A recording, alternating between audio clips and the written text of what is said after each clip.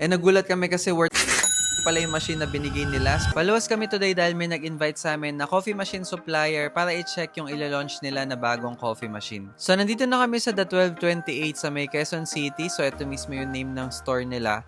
And then pagpasok namin, nagulat kami kasi nandito rin yung mga kasama naming cafe owners sa Vietnam. Pagdating namin, hindi na napigilan yung mga kwentuhan dahil medyo matagal na rin kami hindi nagkita since 1 month ago pa yung nag-Vietnam kami. Nakakatuwa dito guys kasi sobrang dami nilang ino-offer ng mga coffee machine, grinder, blender. So yan, nag-prepare pa sila ng snacks para sa amin. Kaya din nila kami in-invite dahil nakita nila na Gemini din yung ginagamit namin ng mga coffee machine kahit dun sa mga franchisee namin. Tawan-tawa talaga kami sa unexpected reunion na to dahil si Mika lang ng Brew & Co Manila yung alam namin na pupunta. So hindi namin in-expect na nandito din yung owners ng Just Woke Up Coffee Bar na sila Jamie and Red. Kaya para makompleto kami, minessage na rin namin sila French and Trish ng Coffee Daily. Unfortunately, hindi sila nakahabol so magdi-dinner na lang kami after nito. Sinubukan na rin ni Chin yung bago nilang coffee machine na Gemini G3148B.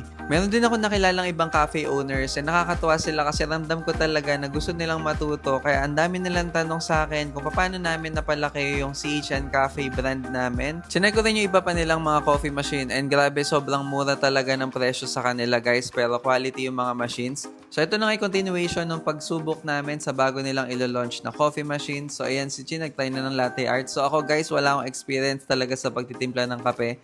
Kaya ito, nagpapaturo talaga ako kay Chin kung ano yung mga step by step paano gawin. Nagkaroon kasi kami ng friendly competition kung sino may pinakamagandang latte art. So ako, si Jamie, si Chin, and si Mika, hindi kami gaano magagaling sa paggawa ng latte art. Kaya kaming apat na lang yung nag-compete. Pero sa aming apat ako talaga yung pinakawalang experience sa pagtitimpla ng kape. So, zero knowledge talaga ako guys kahit umabot na kami sa 16 branches. Kaya ito, pinapanood talaga nila ako kasi nga baka mamaya masira ako yung mga gamit. Tapos na kasi sila niyan gumawa ng latte art nila. So, ako na yung last kaya ito talagang ginagalingan ko. Hopefully, makachamba tayo. Pero na-excite din talaga ako niyan at the same time kinakabahan. First time ko din kasi niyan gumawa ng latte art. So, wala talaga akong ina-expect sa sarili ko kundi makabano tayo na may magandang kalabasan itong latte art natin. So ito na nga guys, di ko maintindihan kung ano naging itsura nito. Pero feeling ko parang sirang ngipin siya. So ayan yung gawa naming apat. And then ito guys, ang dami na din talaga mga dumating na iba nilang in-invite na mga cafe owners. Yung iba talaga mag-i-start pa lang ng business nila. And then nagulat kami may lumapit na isa nilang staff. Binigyan nila kami ng coffee merch nila. So may lamang yung apron, fruit jug, and recipe book. Tapos ang cute nitong mga keychain. So yan, nagpa-picture sa amin yung na-meet namin kanina na cafe owner din na si Mark. And then nagulat ako dito kasi tinawag ako ng mga staff nila kasi magpapa-picture din daw sila. Nung nag-message sila sa akin sa TikTok ko, sinabi nila na bibigyan nila kaming machine in return sa pag-invite nila sa amin. Kaya ito na, pinahatid na nila sa parking lot. And nagulat kami kasi worth 22k pala yung machine na binigay nila. So thank you so much, Koreaiko.